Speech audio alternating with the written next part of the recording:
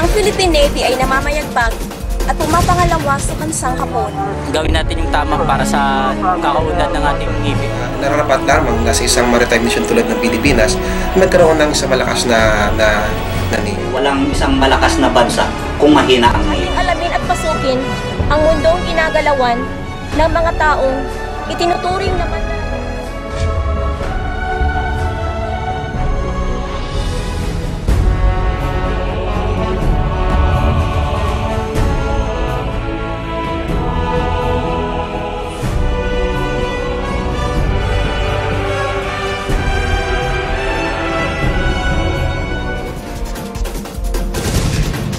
sa katuparan pa ba ng Philippine Navy ang kanilang mga adhikain? Kailangan dalhin namin doon ay mga doktor, pare, bala, para lang tumulong.